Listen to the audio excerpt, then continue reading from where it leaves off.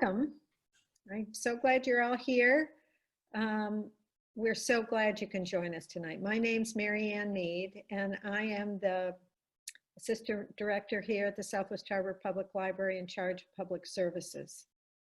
And as you all probably know, 2020 marks the 200th anniversary of this great state of Maine, but it's also the library's 125th anniversary. And for all the obvious reasons, we've postponed many of our planned celebratory events. But in the meantime, I'm going to take this opportunity for a little sales pitch.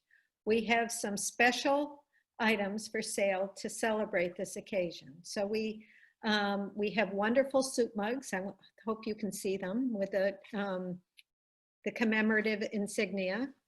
We have special note cards, sets of 8, done by Saturn Press out on Swans Island.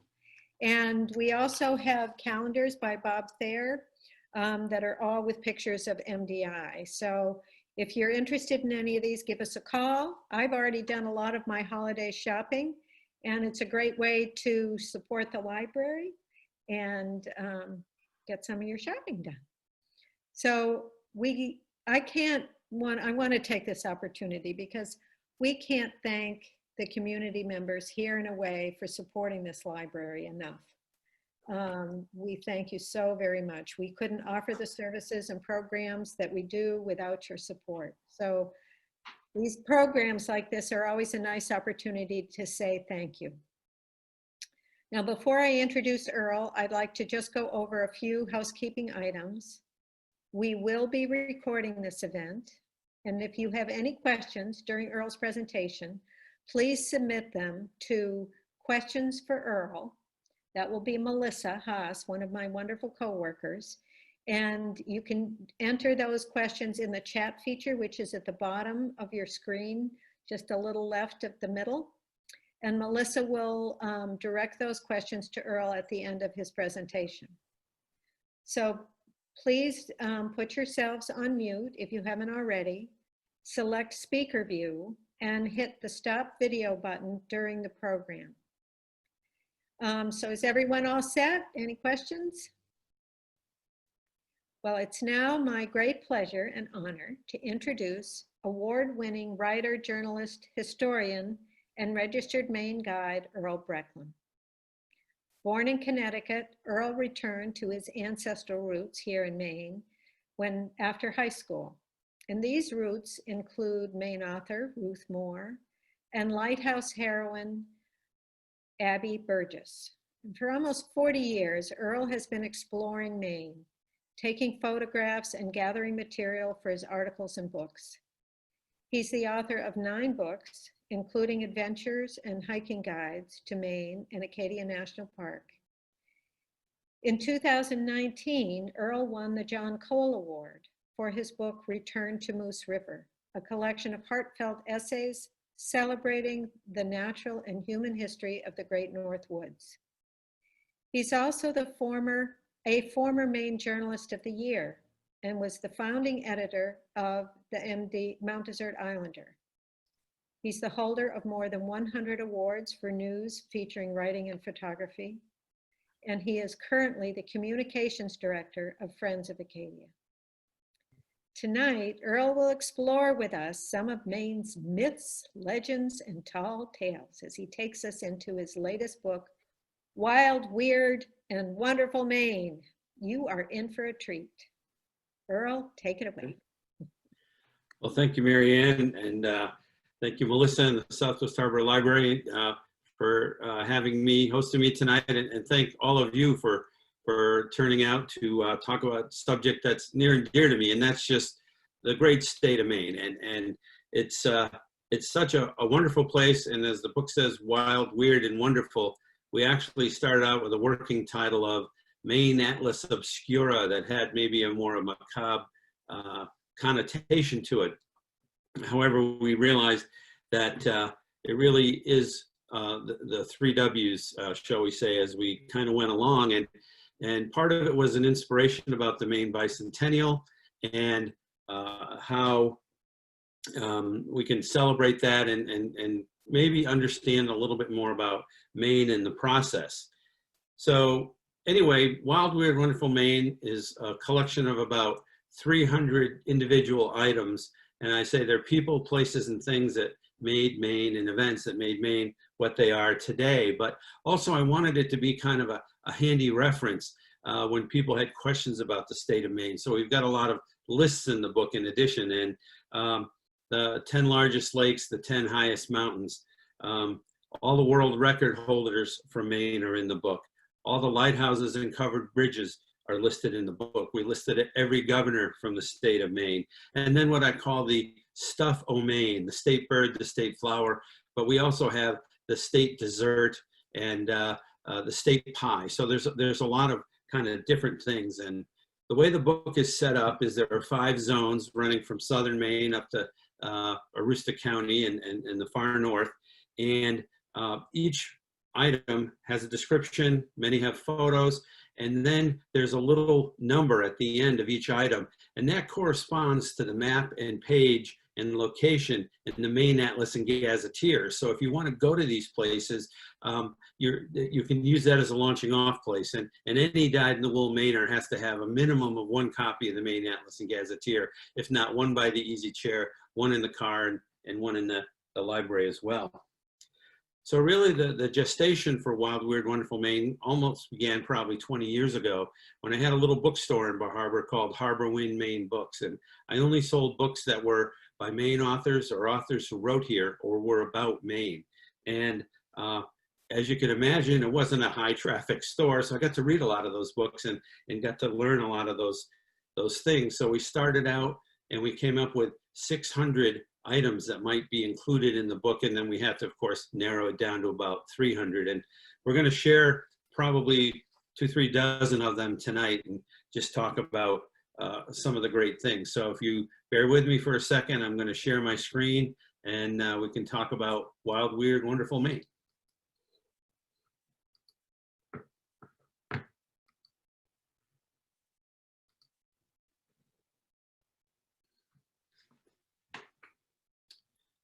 So the first item that we're going to talk about is Maine's Real Pet Cemetery. And some of you may know about the Pet Cemetery. That was the Stephen King book and then movie of the same name, part of which was filmed here on Mount Desert Island. But the actual Pet Cemetery that we talk about is on Mackworth Island in Falmouth, and it was created by Percival Baxter, who served as Maine's governor from 1921 to 1925, and who went on to create Baxter State Park privately when the state wouldn't do it. And so he created on this island, which is connected by a causeway to the mainland, a place for the final resting spot for his 14 beloved Irish setter dogs and an old horse. The horse was named Jerry Roan, and it was a favorite. And he put on the headstone that Jerry Roan was, quote, a noble horse and true friend. Here's some pictures of the different headstones. One of the quirks of Baxter's, he had 14 Irish setters, and something like 17 of them, or excuse me, 11 of them were named Gary. So he liked the name Gary. He stuck with it all the time, and I guess he thought, why mess with perfection? Well, one of the most controversial moves when he was governor was when Gary too died, and they were transporting the body from Augusta to the Pet Cemetery on Mackworth Island. Governor Baxter ordered all the flags on the State House to go to half staff, and his opposition politicians weren't too excited about that. There's a 1.4 mile hiking trail around the island now, which is open to the public, and you can visit the cemetery yourself. A lot of folks don't know that Maine was home to several prisoner of war camps that housed German prisoners during World War II. The largest was in Holton, and then there was also one called the Hobbstown Camp near Spencer Lake, just below Jackman, up in the northwest part of the state. And that housed more than 300 Germans, and they put them to work harvesting ice and working in the woods, cutting pulp, and they were paid for this. But on March 7th in 1945, 3 of the German prisoners escaped, and they had made their own snowshoes and squirreled away some rations and someone said they made a compass from a magnetized needle in a peach can, and that one newspaper breathlessly reported it was, quote, worked as well as one from LL Bean. And the escape launched one of the largest manhunts in the state's history. And here's a picture of some of the prisoners when they were working in the woods. So 50 law enforcement officials, FBI, state police, local police, game wardens, and they couldn't find the 3 prisoners. So finally, they went and consulted a local hermit who lived in the area but down by the Forks, and asked him, where are these guys likely to turn up? Because the woods were still full of snow. It was still a little bit of a thaw, so the swamps were treacherous. And he said, considering the river and the hills, he told them, he said, 3 days from now, go down by this junction of the river and a stream, and that's where you'll find them. And 3 days after that, the state police went down there, and there were those 3 prisoners, and they were starving, and they were cold, and they were wet, and they were happy to go back to the prison camp. And the monument on the right, that's their bread oven from the remains of the prison camp, which is now all overgrown, and the school children in Jackman had put a monument there to the prison camp a couple of years ago. This is one of the stories I think that helped inspire the book, and it was called The Last Voyage of Jeannette Corbett. And in the summer of 1873, the brig Lena Thorlow came sailing at the Cutler Harbor, returning from a trip to Cuba, but flying a flag to indicate there'd been a death on board. And the 27-year-old captain, Tristan Thurlow Corbett, reported that his blushing bride that he married just before the trip began, Jeannette, who was only 26 years old, had died in Cuba of an unknown tropical disease. Well, apparently on her deathbed, she made him promise to bring her back to Maine and bury her in Maine, not to leave her in Cuba. Well, if you can think about it, in the summer of 1873, just how do you transport a body from Cuba back to Maine without refrigeration for a several-week voyage? And they were pretty inventive Mainers, so they took a large barrel and they put her body in the barrel and then filled it with rum and put it in the hold of the ship and came back. And actually in my research, I discovered that that was common practice to bring bodies back then, especially when they were quarantining in New York because so many sailors were coming back with yellow fever. Well, when they got back to Cutler, they went to the undertaker and said they wanted to do it upright and have a nice funeral. And the undertaker said, I'm not opening that casket. I have no idea what she died of, and I don't want to unleash that on this community. So no one else would do that either. So they did what anybody else would do, which was they dug a large circular hole in the graveyard and buried her barrel of rum and all. And that's her gravestone. And to this day, she remains entombed in that barrel of rum in the cemetery. 3 years before he became president of the Confederacy, Jefferson Davis spent some time in down East Maine, and people think the high point of the high water of the Confederacy was Gettysburg, but here was Jefferson Davis tramping around Maine. He gave talks in Portland, and he also talked at the Knox Mansion down in Thomaston. Well, it seems he was in charge of the U.S. Coast Survey, who were making new maps of the entire U.S. coast, and they were working from the top of Lead Mountain down in Eddington. And he was said the air would be good for some illness that he had, so he and his wife, Barnea, stopped and camped for 3 weeks on top of the mountain in a tent. And the survey crew was run by an old friend of his, who was actually Benjamin Franklin's great-grandson. After Davis left, a trunk with mysterious instructions to give it to a man in a red hat was left at a local inn, and people wondered for years if it had been the plans for how to wage war for the Confederacy, but it turned out it was just some surveying documents that he wanted to send back to Washington, or to Washington.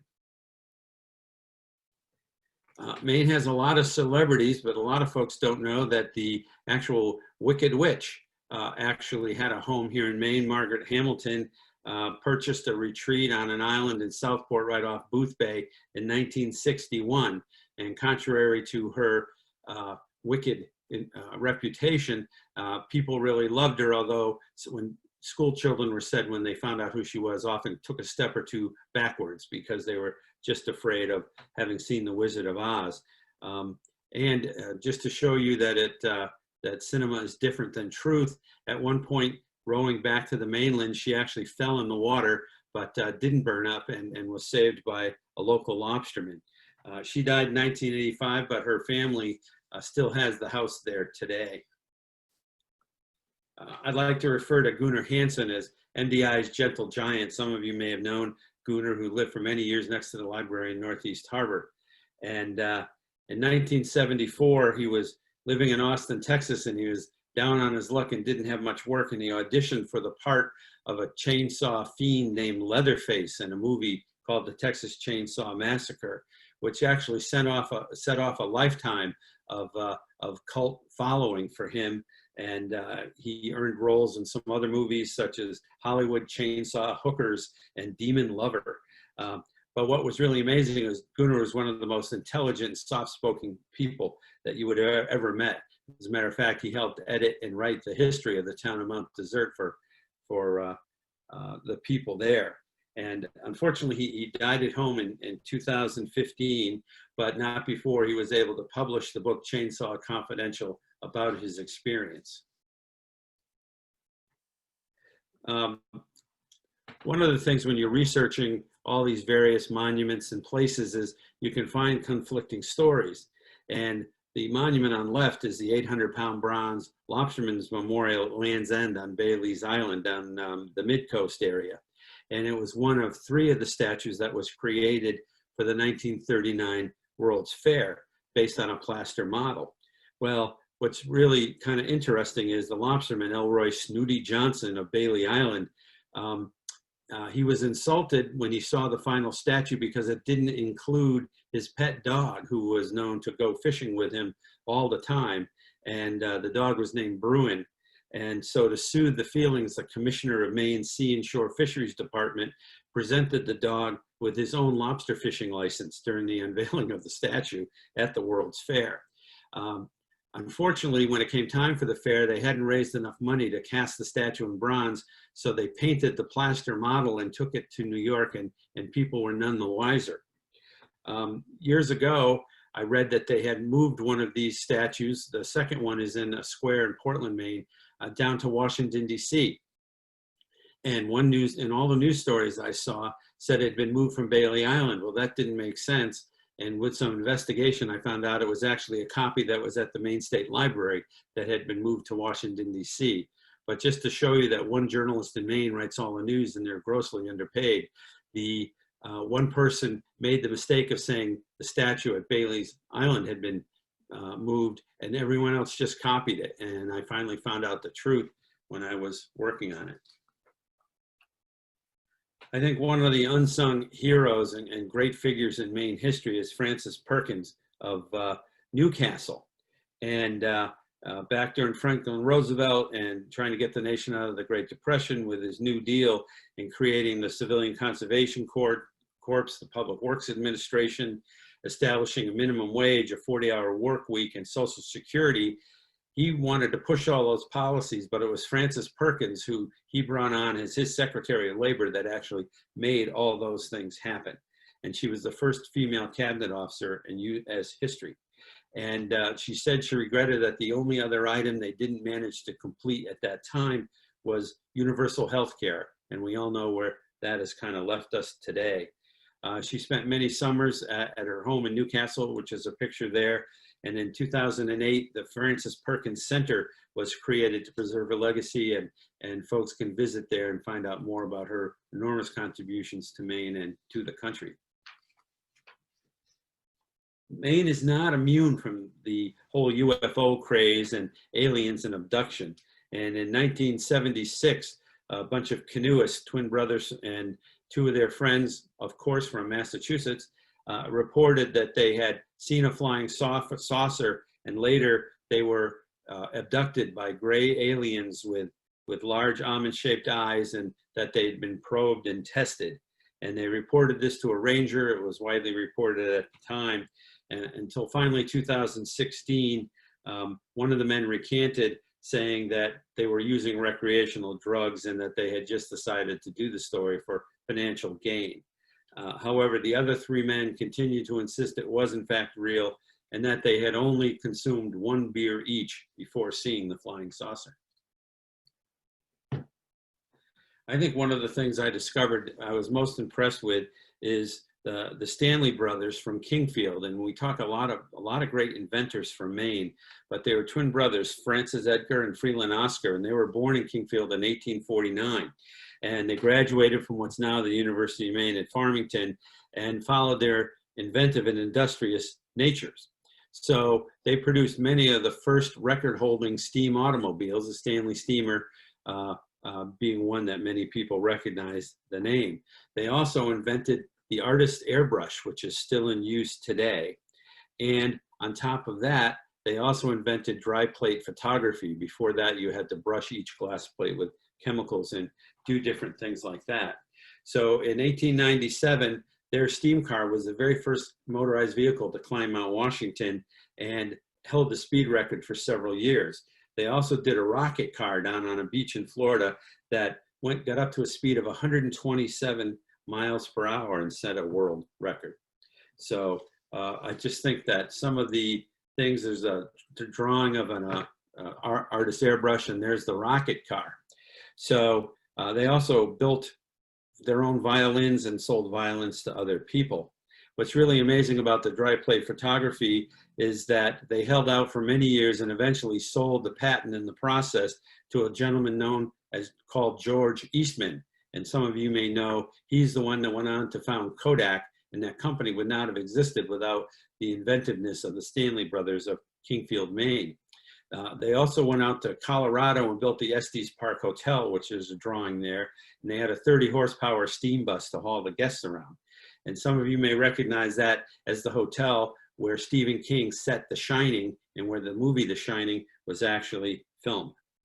And then finally, on the bottom right is Johnsonetta Emons, who was their sister, who was an enormously talented photographer and took photos of workaday people and workaday life in Maine that are considered among the gold standard and super valuable images from that time and preserving of the historical record. So that whole family was extraordinarily inventive and talented.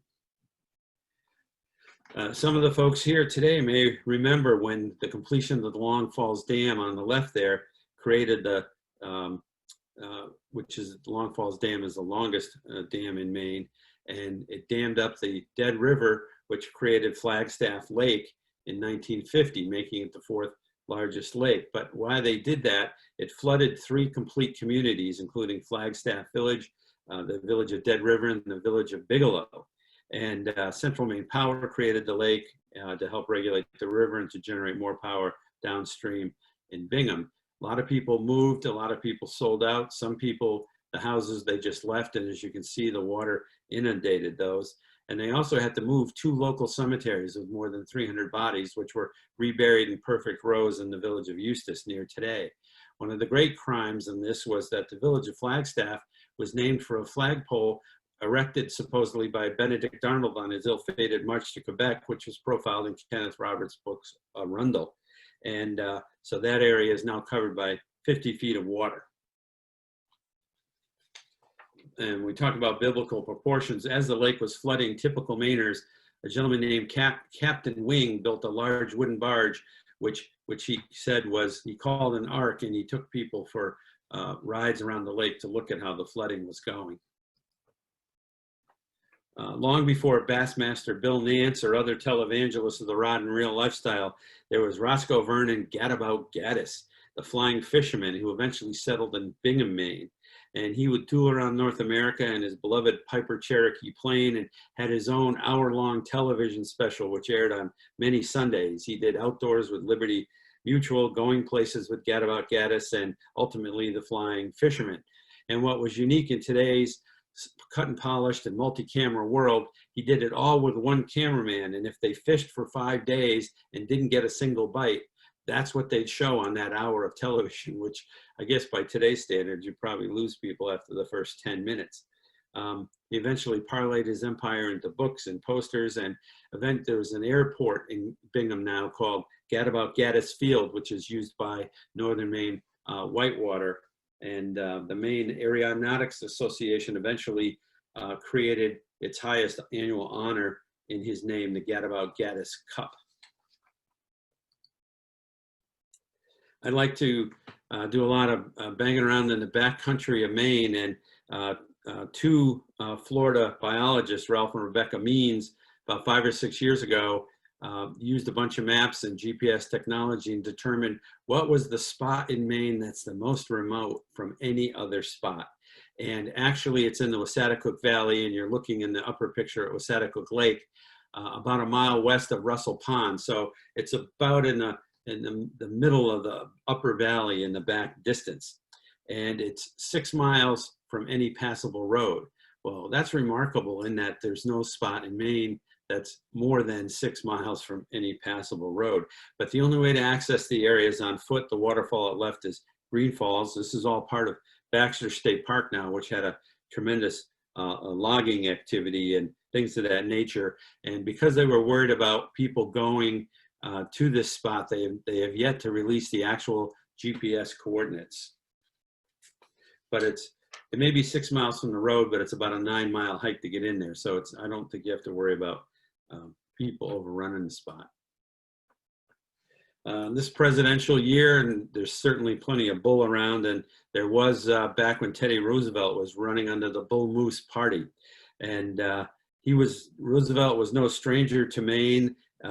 He toured Moosehead Lake, he climbed Katahdin, and he even spent some time on Mount Desert Island, spending several days in one summer at a friend's house on Schooner Head. But what's really kind of interesting is this is one of the earliest examples of Photoshop that I could find. That moose was a picture, and they had a picture of Teddy Roosevelt riding a horse, and they put the two together and then passed that around in campaign literature and through newspapers and what have you at the time, saying that Teddy Roosevelt was quite the outdoorsman and could actually ride a moose.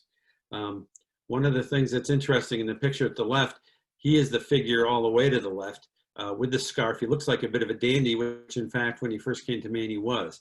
But he was shown the ropes by two Maine guides, Bill Sewell and Wilmot Dow, who went on to run his ranch out west. And he eventually became the rugged outdoorsman that we all know about today. For years, hikers up on the North Ridge of Cadillac have seen this cross chiseled into the granite bedrock. And the local legend held that the crew members of Samuel de Champlain on the left, who first visited here in early September of 1604, had climbed the mountain and carved that cross to claim it for the French. And Champlain, of course, gave Mount Desert Island its name, calling it Ile de Mont Desert, which is literally island of barren mountains. He hit a ledge and had to pull ashore for repairs, and the theory goes his crew did that. But if you really think about it, if you're trying to fix your ship, who's going to climb up on Cadillac Mountain with a couple of iron tools and spend 5 or 6 days chiseling out a little cross on the back of the mountain where no one will ever see it? Well, in fact, subsequent investigation in the 1970s showed that it was a surveyor's mark, and there are actually 3 more of them, and they delineate one of the first parcels of land that was actually given to Acadia National Park, which included the summit of the mountain. One of the things you find in Maine, there's a lot of references to hell and the devil. There's the Devil's Pulpit in York, Maine, and the ovens in Bar Harbor was originally called the Devil's Ovens, but tourism officials, even way back in the early 1900s, realized that probably wasn't a great title to entice God-fearing people to town, so they changed it just to the ovens. But there's Hell's Gate, the sign up near Coca, that this is God's country, why set it on fire and make it look like hell. There's a story in Milo, and supposedly a set of imprints in the rock where a devil on snowshoes left imprints. And one of my favorite spots is a place called Hell Before Breakfast Cove over on Sislodopsis Lake over in Washington County. And supposedly there were some guys driving packets of hemlock bark across the lake to the tannery that was there, and one broke loose, and a fellow swam out named Sam Hill swam out to get and bring it back to shore. And they urged him to come back, and he said, "I'll fetch that, or I'll be back, or I'll go to hell before breakfast." And he disappeared beneath the waves. And so to this day, that cove on Sislodopsis Lake is called Hell Before Breakfast Cove. And I think that's a pretty good Maine thing, if you ask me. So few people know that Maine is the home of the donut hole, which was invented by a man named Gregory Hanson from Rockport back in 1847. He was a 16-year-old steward on a clipper ship, and the crew always complained the donuts were soggy and uncooked in the center. So he came up with the idea of punching a hole in it so that it would cook all the way through. And he used a top of the ship's pepper box to do it. Eventually, his mother and aunts began producing the cutters for the donut hole. And in 1940, the World's Fair in New York had an exhibit and featured him as the inventor of that. And the 100th anniversary of his discovery, a granite monument was erected on Route 90, the old county road down in Rockport, commemorating his advancement. This has got to be one of the quirkiest things. When I first heard about it, I said, I absolutely have to get it in the book. And it's the infamous Victorian death couch. And long before the name Hannibal was associated with some fava beans and a fine Chianti, folks in Maine automatically thought of Hannibal Hamlin, who was Abraham Lincoln's first vice president and was a U.S. senator for Maine and later an ambassador to Spain. He was born in Paris, Maine in 1809 and died in 1891. And he was at the Tarantine Club in Bangor on July 4th, and he was playing cards with some friends, and he collapsed and fell unconscious. And members put him on this couch and gave him a dose of brandy and some ammonia in an attempt to revive him, which they said he did for a moment, but died a couple hours later. So they had an elaborate funeral, but a plaque was put on this couch that this is the exact spot where Hannibal Hamlin had passed away. And that eventually it made its way from the Tarantine Club to the library lobby of the Bangor Public Library, where you can see it today. And that sign says, please do not sit on the couch. And considering what happened to the last person who did, I'm not sure that's a problem. Maine's known for a lot of its quality gemstones and tourmaline and topaz, but one discovery back in 1928 set the record, and it was at the Bumpus Quarry near Bethel. And it was the single largest crystal of a element called, or excuse me, a crystal called beryl. And it was 27 feet long, 4 feet around at one end and 9 inches at the other, and weighed 52,000 pounds. And pieces of it were shipped all over the world, including the American Museum of Natural History. And over the years, those have been sold, those have been broken up. And the last remaining piece, which weighs about 2 tons, was returned to the Maine Gem and Mineral Museum in Bethel in 2017. And what's kind of interesting is the very first gem discovery in Maine was made by a young man in Paris, Maine, who sat down on a hill. A tree had tipped over and he saw something sparkling in the light from the sunset. And the person who discovered that was Hannibal Hamlin's brother. A lot of folks know about Bangor's what I call very Brady Shootout, and it's one of the biggest events and happenings that's ever gone on in Bangor. In September 1937, public enemy #1, Alfred James Brady, and his gang arrived in Bangor, and they'd already committed 4 murders and more than 200 other robberies. And they went into Dakin Sporting Goods and bought a couple of .45 caliber pistols, handguns, excuse me, and they paid with cash, but the clerk called the police because he thought there was something suspicious. A couple days later, one of the gang members came back and inquired about buying a couple of machine guns, which are illegal then as they are today. And the clerk said, well, let me ask around. I may know some rum runners that may have one. Well, when the gang came back a couple of days after that, the new clerk was actually an FBI agent, and more than 15 FBI agents, Maine State Police and Indiana State Troopers, where the gang was wanted, moved in to arrest the gang, but a shootout broke out on the street out front, and the members of the gang ended up having their bodies riddled with more than 60 bullets. And that granite block on the right is actually inset on the sidewalk today on Central Street, where the shootout took place. And Barry was buried in Mount Hope Cemetery in Bangor, and people still go by once in a while and leave flowers and things on his grave. One of the great things about the blueberry barrens down in East Maine are their great visibility. And in 1857, Congress wanted the Geodetics Coastal Survey to come up with extremely accurate maps. So they determined they needed 10 baselines, super straight lines that they could use to triangulate from between Maine and Georgia. And in Maine, the place they decided to do it was on the Barrens and Epic Plain, just near, north of Harrington. And they measured and remeasured for more than a year before establishing a line that was exactly 5.4 miles, perfectly straight, and guaranteed the markers at each end were within 2 inches of being accurate. And this was the work that was being overseen by Benjamin Franklin's great-grandson. Now, there's still a place called the Baseline Road there today.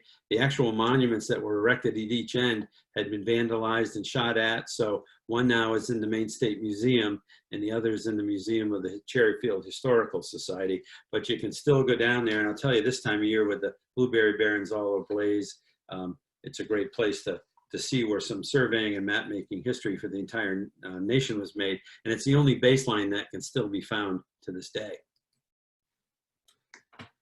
Fast forward to a different kind of measurement, and Bob Skoglund, who lives in St. George, was a columnist of The Humble Farmer, was on public radio for many, many years, and humorist, and he decided to erect this monument with a climbing monkey on the top of it in the front yard of his house. What's really interesting is he claims it is the center of the universe, and that's kind of a main thing, and the truth of the matter is that because the universe extends infinitely in all directions, you can't actually argue with them. So physicists will say there's no actual center of the universe, but if you want to tell folks that you've been there, you can go down, and he doesn't mind people posing for pictures with this out in the front of his house. Go to the opposite end of the state, you have Madawaska Four Corners Park. And there's a motorcycle challenge called the Four Corners Challenge, where people ride from Madawaska, Blaine, Washington, San Rosito, California, and Key West in Florida to say they've touched all 4 points of the continental United States. And if you do, you get to have your name put in a brick in the Four Corners Park as having done that achievement. And the park was created by a local motorcycle dealer there in Madawaska. But he also wanted to make a more achievable challenge. So they created the Titanium Four Corners Tour, which is the Four Corners of Maine, which includes stops in Madawaska, Grafton Notch, Kittery, and Lubec. And if you do that 4 times, and there's no time limit, and you apply to the person that set it up, you belong to what's called the Titanium Butt Club, and you get a button and a patch saying you have a butt that's as tough as titanium. One of the things that Maine can take credit for is the birthplace of the commercial chewing gum industry. And John Bacon Curtis created the first large-scale chewing gum factory in Portland in 1866. And spruce gum was what was the rage at the time, which was created from that nasty pitch and stuff from the outside of a spruce tree. If you ever tried to eat any of it and chew it raw in the woods, you probably would never try it a second time. And but he decided that by adding wax and sugar to the spruce gum, people actually enjoyed chewing it. And so it didn't get bought up and it didn't go on forever. But before Wrigley's and before Bazooka Bubblegum, this company at this building in Maine, the building still exists in Portland, was where the chewing gum industry was born. Mainers love their Moxie. My late father-in-law was one of the great fans of this beverage, which was created by a native of Union, Maine in 1876. He was in Massachusetts, and it was called Moxie Nerve Food. And although the formula was secret like that of Coca-Cola, which came along 10 years later, it did reportedly contain some cocaine and some other substances that made people feel better.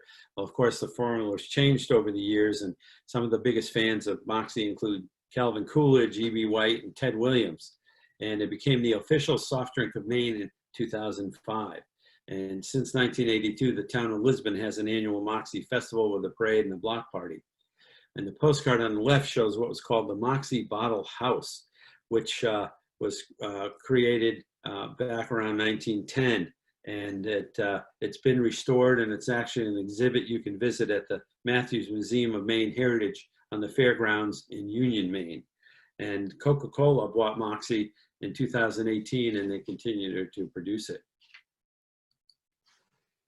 Well, along with Moxie the beverage, Maine has Moxie Falls, and I like to say it's a waterfall that has some gumption.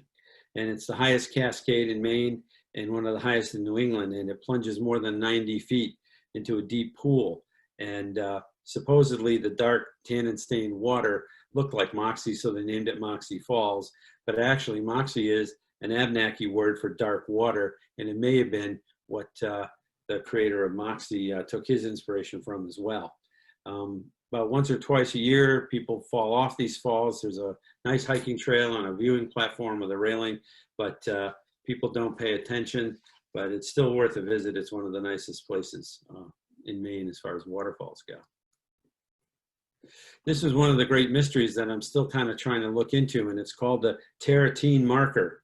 And you'll go out in the woods of Maine and you find a lonely cross for the unknown river driver or an abandoned baby grave or things of that nature. And this is located along the tracks of the Canadian Pacific Railroad, about a mile west of where the road between Rockwood and Jackman passes over the tracks.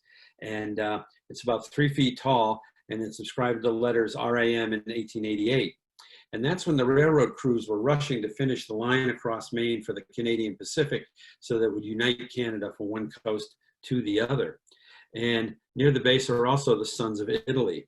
And what happened is, while that was being constructed, the stonemasons that were using the explosives to build the line, they went off early, and some say 13 perished, some say 3, but they were killed in a premature explosion. And back then, most of those workers were from Italy. They were immigrants. And so there were no newspaper stories because they were considered collateral damage. They weren't important enough to write about. So they were buried there. And there's some thought and evidence that the RAM stands for Royal Arch Masons, which many of the Italian stonecutters, both here and in the Lewiston and Waterville areas at the time, belonged to. But to this day, it's a mystery. No one knows exactly how many people are buried in that grave. But if you're willing to be careful and walk a mile down the railroad tracks, you'll find that monument just sitting out in the middle of nowhere. Up near Greenville, there's a memorial to the B52 crash in 1963 on a low-level training mission when it was minus 30 degrees out in January. The tail fell off a B52 bomber near Greenville, Maine, and it crashed, and most of the crew was killed. And the pilot and navigator found themselves alone in the dark at minus 30 degrees and 15-foot deep snowdrifts. It took more than a day for searchers to get to them, but were able to come to their aid, save their lives. They did have some frostbite. And it's a memorial to this day. You can hike into it in summer, and the local snowmobile club keeps a trail to it, and it's a place of regular pilgrimage now in Greenville. And parts of the plane, including the ejector seats and some of the engines, are part of the Moosehead Historical Society. I like to say there's one cemetery in Rockport, Maine, that has the best and the worst of childcare. And one of it was that in April 20 of 1940, a 5-month-old baby was found floating dead in a former lime quarry there in Rockland. And no one could find out who it belonged to. No one claimed him, even with a reward. And eventually, people scraped together money to create this unknown, unwanted baby boy grave on the cemetery in Rockport. And the story is so compelling to this day. People still continue to leave toys and stuffed animals and things at the gravesite.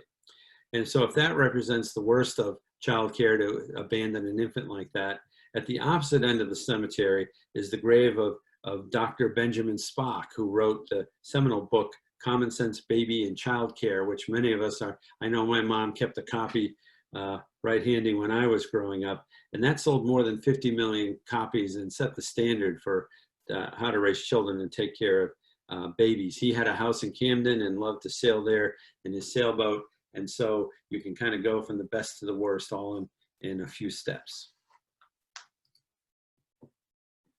I like to say the village of Bryant Pond has a superiority complex, and on Main Street, the Masonic Lodge has a back house or outhouse really that is 3 stories tall. And it's one of the few surviving examples of that in Maine. And not to be outdone, the Grange Hall right next door has a 2-story outhouse on the back. And I guess in sort of scatological solidarity, Fox News anchor Tucker Carlson just bought a garage just down the street and is turning that into a recording studio from which he can do broadcasts as well. And Maine, the tall outhouses like that with 3 floors may hold records, but there were quite a few 4-hole or outhouses in Maine, and supposedly the record for the state of Maine was a lumber camp that had a total of 8. Now, I'm going to go back one here, sorry. Bryant Pond is also known as the place where the last hand-cranked telephone in Maine was removed.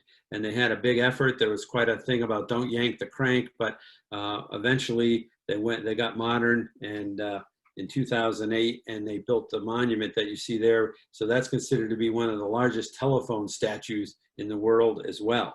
And then several hundred yards away from that is the giant clothespin statue, which was done for the factory, and it's considered to be the largest clothespin sign in the world. So I guess they've got a lot of claim to fame there in Bryant Pond. A little closer to home here in Blue Hill, I call this the school snack that will not die. And back in 1976, an unwrapped Twinkie was put in this glass case as an experiment to show how things deteriorate. And the company says that the shelf life is, optimal shelf life is just 25 days. But this Twinkie has now been on display for 44 years. And it's outlasted the company, the Hostess Baking Company that created it, which went bankrupt in 2012. And the teacher who put that in the glass case actually went on to become the headmaster of the school. So if you go to George Stevens Academy to this day, you can go back and see the famous Twinkie. Up in northern Maine and in the village of Allagash, there's the Louis Pelletier has created a unique chainsaw museum. He has more than 400 examples of early chainsaws that are part of his collection. He has left-handed ones. He has every different color, size, configuration, some mounted on wheels. And he opens the museum. He has a wood mill next door whenever people come around, and he's happy to show off his collection. And his other claim to fame, besides taking 40 years to put this collection together, is that he's the sister of award-winning writer Kathy Pelletier, who I know many of you are familiar with some of her work. There's plenty of legendary characters in Maine, and if you go far to the east over towards Malunkas Lake in Medway, there was one called Malunkas Harry. And he was a popular postcard subject in the 1960s, created by an artist named Wesley Herrick, who's pictured there in the center. He did the bear postcards there on the right as well. And basically it was all done as just a marketing gimmick to try to get people to come up to some sporting camps there on Malunkas, which in the word Malunkas means stream in a ravine. And he was actually the mythical exploits of Malunkas Harry was profiled in a book that a fellow over that way will sell you. And he says, if you don't have $6 for the book, he'll trade you for his favorite brand of gunpowder, bullets, or permission to hunt on your land. So that kind of industrial nature is alive and well. Down in Saco, there's the curse of the Saco River, which goes back to 1675 when some sailors from a ship of European sailors supposedly took an infant from the arms of a Native American woman and wanted to test the theory to see if they would float and could not drown, threw them in the river, and the child perished. Well, the child's father, who was the chief of the tribe in that area, supposedly put a curse and said that no one would be safe each year until 3 people drowned in the Saco River. And for many, many years, folks were scared to swim in the Saco River until 3 people had passed away first. And in 1947, they finally had the first year that had no drownings on the Saco River. And the Maine Sunday Telegram actually ran a front page story announcing that the river had finally outlived the curse. Folks on the beach in Old Orchard, 1927, were surprised when the Spirit of St. Louis and Lucky Lindy dropped out of the sky. He was on a tour commemorating his solo transatlantic flight and was supposed to go into Portland, and the airport was all fogged in. And Old Orchard, the beach there, actually was designated as the town's official landing field. And so they put the Spirit of St. Louis into a hangar owned by a guy named Harry Jones, who was a famous aviator in his own right. And people crowded around and actually got to visit with Lindbergh and see the plane. And Maine has another tie to the Spirit of St. Louis and Lindbergh, in that the packing crate used to ship the Spirit of St. Louis back from Europe after Lindbergh's accomplishment actually ended up in Canaan, Maine, where it's a small museum dedicated to Lindbergh. It's closed now, but it actually has quite a bit of memorabilia.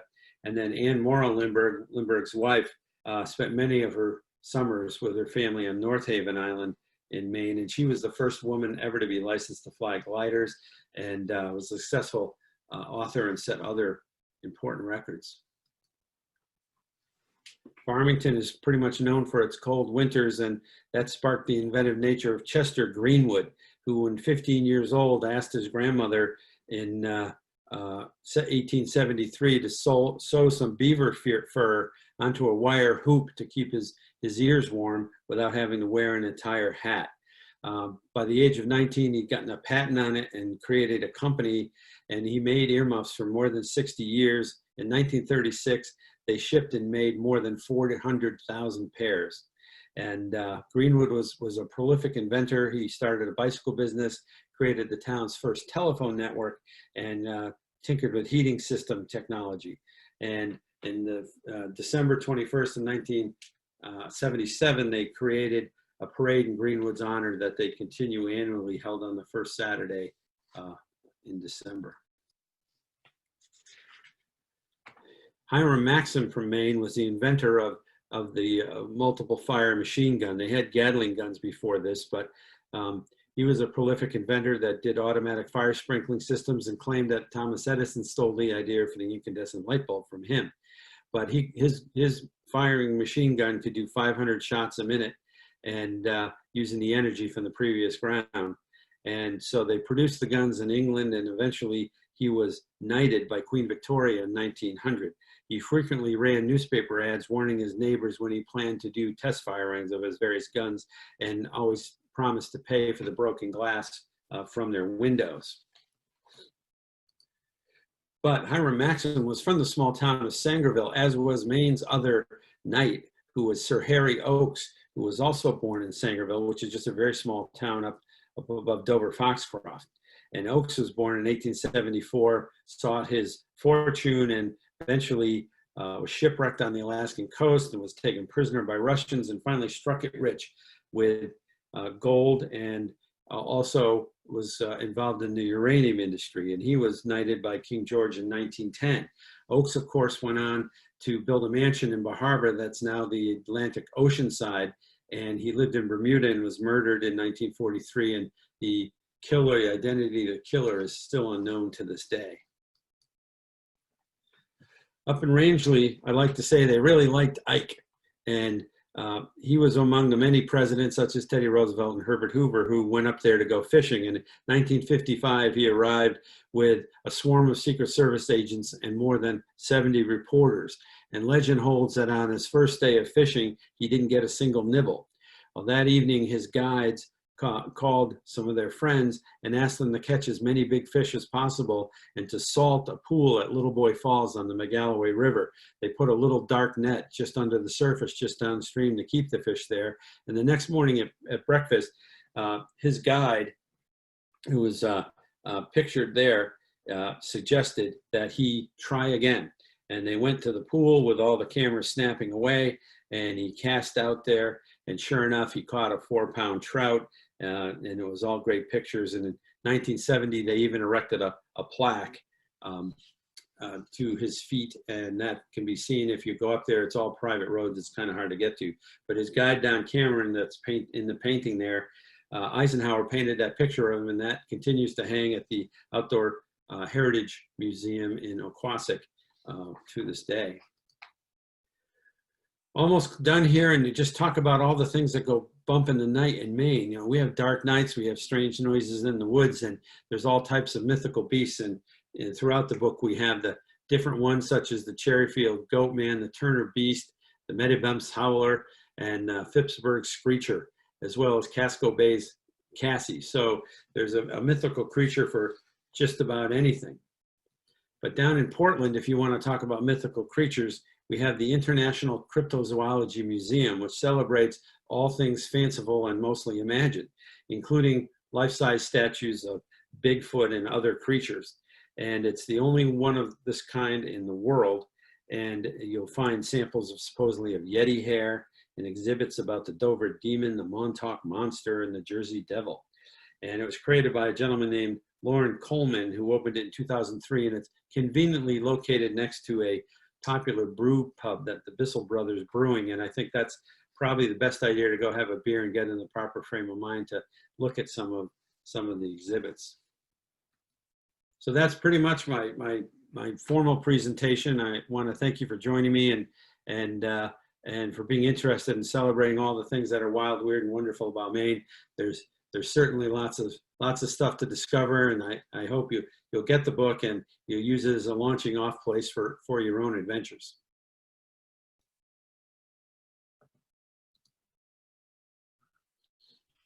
Thank you so much.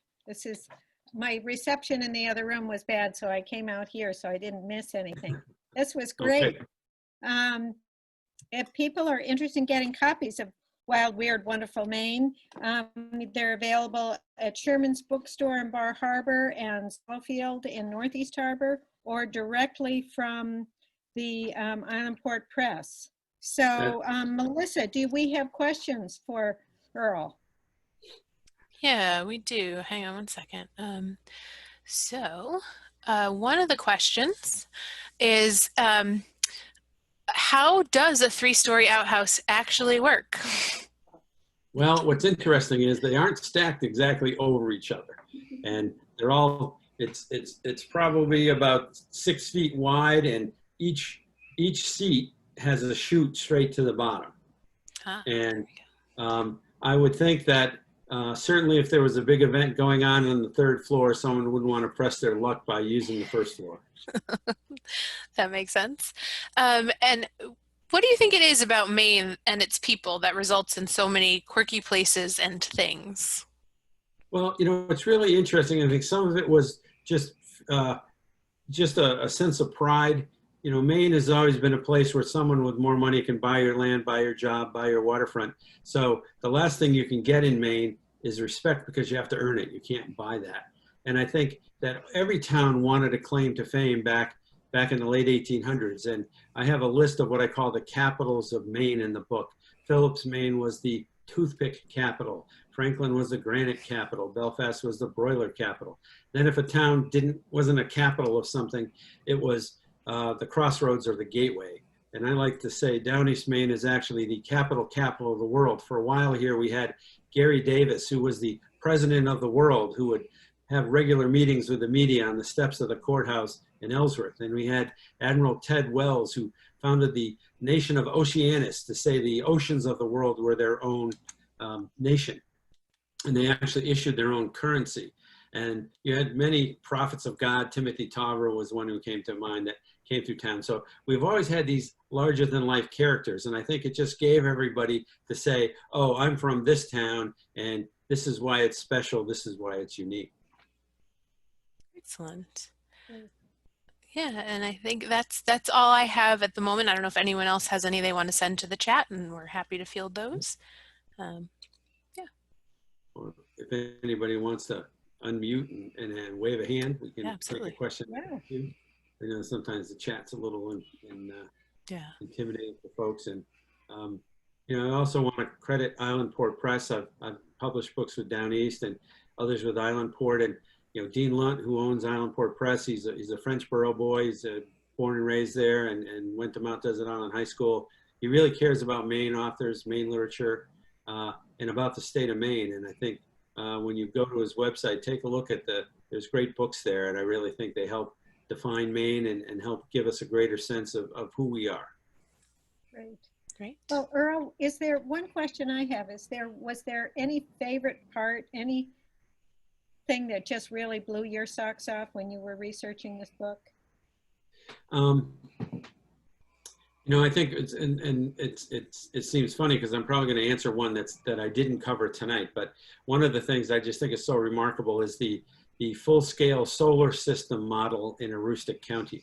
And what they did was, starting in Holton with Pluto, they actually created a scale model of the solar system that ends in Presque Isle. And as you drive along the road, there's an actual scale model of Saturn or Jupiter or Mars. Pluto is about the size of a marble on the wall in the visitor center in Holton. And Saturn and Jupiter are like 20-foot spheres on poles as you go up the road.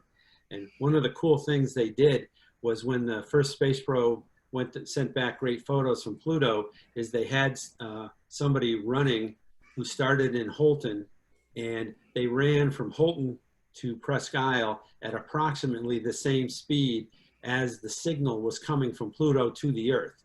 And so that runner actually was running at a scale slightly faster than the speed of light. So I like to think that runner was the fastest man in the universe. But just that tenacity to say, hey, let's create this, and we've got this long road, and let's make it educational, and let's have some fun with it. Was it a school that did that, or the town? I was a professor at the University of Maine at Presque Isle that spearheaded it, but the Wow. Chamber of Commerce and a local auto shop made some of the frames, and it was a true community effort that did it. And now there's all these protoplanets out in the Oort cloud and everything else, and it actually extends far into Canada and Quebec, and actually goes down as far as the Perry area down towards Lubec. Wow. That's very Maine. That is pretty neat. Yeah. Say, Earl, Yeah. this is Dick Atlee. I was really intrigued by your story about the statue from Bailey's Island that didn't come from Bailey's Island, and your comment that all the other journalists copied the article. It said that. It was sort of interesting to hear that the same thing that goes on today was going on back in the old days. Well, and this wasn't that old days. I mean, the article was actually that everybody cribbed from was from like the mid 1990s, and which showed me that the journalists that copied that, they just looked online and found that and said, oh, it was the one from Bailey's Island. But I had talked to the person in the gift shop right there at Bailey's Island. I said, is that statue still sitting out there? Because it was a few months ago. And they were pretty adamant. And then it dawned on me that it was just that people were just repeating the same mistake. And it still happens. It still happens. Yeah. I see a couple of things in the chat.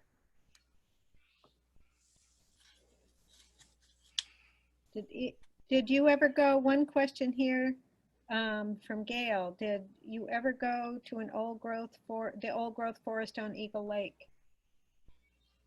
I'm not familiar with that one. I have been to the Hermitage, which is up near Gulf Haggis, which is considered to be one of the largest areas of old growth forest in Maine.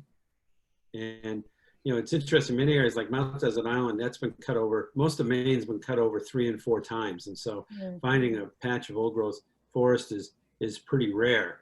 Up on the top of Western Mountain, there are some areas up there that for the island was one of the few areas that hadn't been cut repeatedly here.